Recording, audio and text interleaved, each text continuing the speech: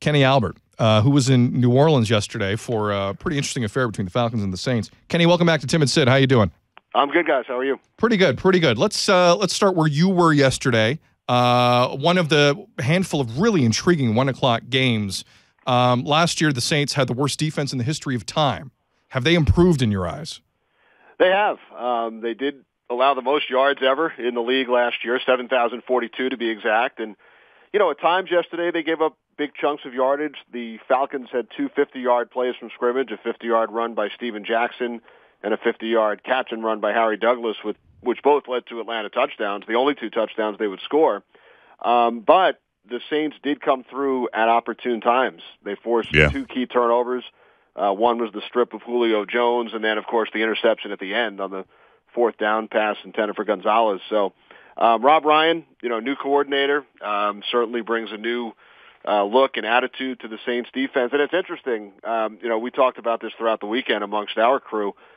You trace back, the Ryan family. You go back to Houston in the early 90s with the Oilers, and who was on that staff? Greg Williams. And Greg Williams then, is the defensive coordinator when the Saints win the Super Bowl 3.5 years ago. So, there is a little bit of a history there with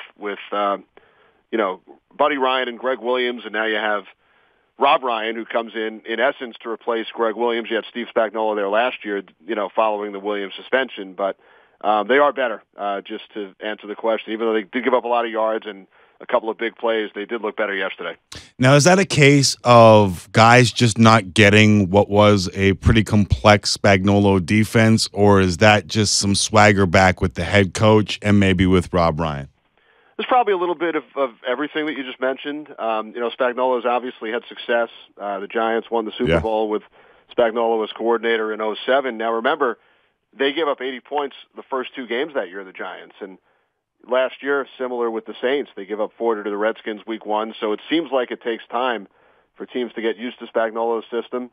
And Sean Payton, he talked to us on Friday, and he said that it's unfortunate in his mind that he never had the chance to work with Spagnuolo because he, thinks things may have been different, had they had the opportunity to work together. But they made the change, and it's the third coordinator in 3 years. And, the whole team seems to have more confidence, more of a swagger with Peyton back. And, even though the offense still finished second last year, they had their ups and downs. And you go back to 2011 and they set records and, averaged 41 points per game at home with Sean Payton and Drew Brees working together, for the last time prior to yesterday. So I think, the Saints and Falcons should be the two teams, in my opinion, in the NFC South. I think it'll go right down to the wire. Carolina's improved and Tampa Bay lost yesterday, but they certainly brought in some big free agents on the defensive side. But I think these two teams are the ones to keep an eye on. They play close games that go down to the wire, no matter what the records are. We showed a package towards the end of the game yesterday. So many overtime games recently between the two teams, close finishes, and it went right down to the last play yesterday again. Kenny, obviously, I'm not privy to your schedule after you were done with the broadcast obligations yesterday. How much of Colin Kaepernick were you able to see? Well, first I had a shrimp po' boy in the airport, which was nice. Important after not eating much during the day, but very good. Along with my partners Moose and Goose, we all go to the airport together, and who paid? Flights weren't for an hour and a half, so we got to enjoy some New Orleans cuisine. Kenny, very important question: who paid? Our producer actually took care of that. Barry. There you go. There's you hear that as a party? You hear that, producer of this show? Their guy takes care of them in the airport. Now, the other thing, aside from eating dinner in the airport after the game, you have to be very strategic about your travel, and that includes picking airlines. And I'll give them a plug. I mapped it out about a month ago. JetBlue, one of the airlines that flies from New Orleans back to the New York area, with DirecTV on the flights, so Bingo. I was able to watch the second half of San Francisco Green Bay. And nice. Just asked about football Kaepernick. on your phone and then playing. saw the first half of the Giants Dallas. So the entire flight, I was watching football. Nice. So hold on a second. So JetBlue, you're flying from New Orleans to. Do you have your choice of the 4 o'clock games, Eastern games? No. Okay. There were only two yesterday. There were Okay. only two 4 o'clock games because CBS had tennis. So Right. I'm pretty sure that the flight I was on, since it was going to New York, it got the New York channels, and the national game was Green Bay San Fran. The only other game going on at that time was Arizona St. Louis, which actually I will watch today because I have the Rams this coming week. So we had the Green Bay San Francisco game on the flight. They got themselves a tight end, I think, the Rams. Yeah, Mister. It sure looks like it. Do you smell what he is cooking? Oh no, you didn't. Sorry. There you go. No, don't use that one on Sunday, okay, Kenny? I'll give you that. No, Kenny's a pro. He won't be using that one at all. Actually, before we move on, Kenny, since we're talking 4 o'clock scheduling on national American television, if I'm Serena Williams, I'm kind of pissed off. Am I not? Like I'm going head to head with the Packers and Niners. I saw the end right when the flight took off. I saw the great tiebreaker in the second set, and then I went back to the San Francisco Green Bay game, and I forgot to go back. And by the time I went back to CBS, 60 Minutes was on, so I missed the entire third set. There you go. Is this the day, and you're going back to the New York area, so I think this is a relevant question, but is this the day when the national media swallows hard and gives credit to both Rex and Rob Ryan on the same day? You know what, Rex?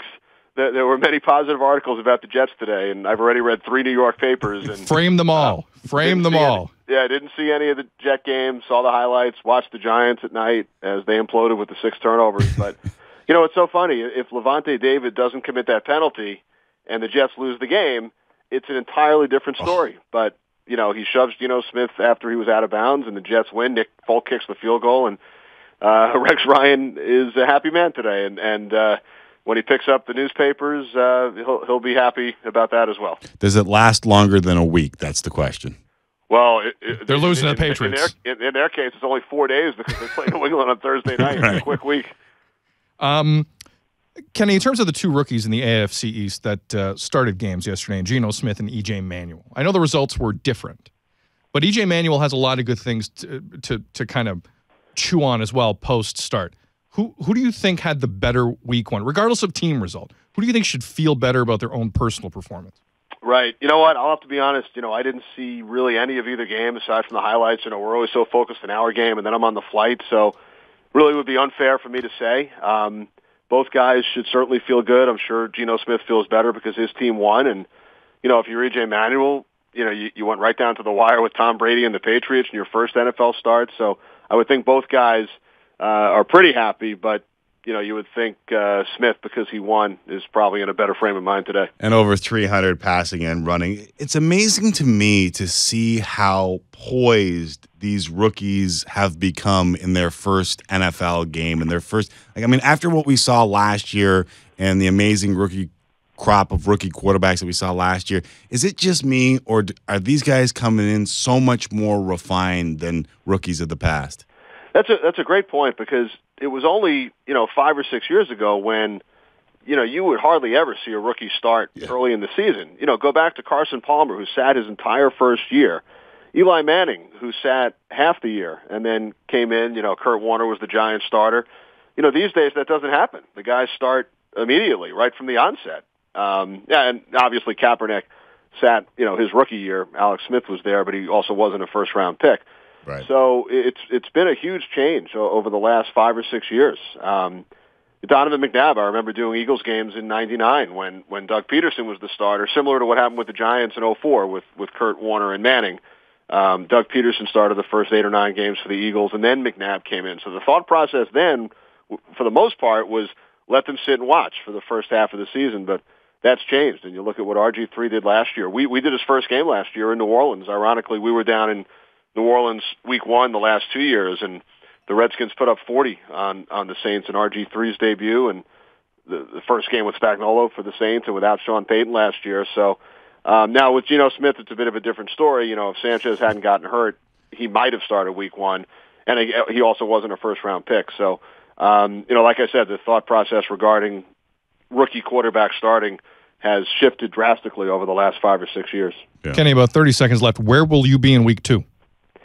I will be in Atlanta. We have the Falcons again against the Rams, so catching up on the Rams today, and we get to see the Falcons home opener. You know, they had some offensive line problems yesterday, scored only 17 points, but they could have won the game. They had 2 shots, you know, for the end zone on 3rd and 4th down, which would have tied the game, and then the extra point would have given them the lead. So, you know, it's a tough place to win, New Orleans. That's a huge division rivalry, so Falcons look to get back on track this week, and we'll be down there in Atlanta. Well, I mean, Kenny, the point of the question was we enjoy talking to you, and I'm going to stalk you for the rest of the season in terms of where you're going. So hopefully you'll be kind enough to join us. What you guys didn't ask me about is the start of Ranger training camp this Wednesday. Hey, he's getting. It was on your key on TV. Oh, Rangers play-by-play man. Alain Vigneault's world, and you're going to step right in it. He is actually a delight. I'll see him tomorrow. There's a Ranger event tomorrow night, and look forward to the start of training camp on Wednesday. And we don't do any radio games in preseason, but I will be doing one preseason game in Vancouver in a couple of weeks, so I'm looking forward to it. It's the Vigneault-Tortorella first matchup. Perfect. No, there'll be a small media gathering of Canadian journalists there. Yeah, it won't be a big deal. Won't be a big deal. If we're going to go Canadiana, say hi to Thomas Dimitrov for us, too, okay? Absolutely. He's a great guy. I did not see Thomas yesterday, but have always enjoyed speaking with him, and we'll definitely see him down on the field on Sunday. All right. Appreciate it, Kenny. Okay. Thanks, guys.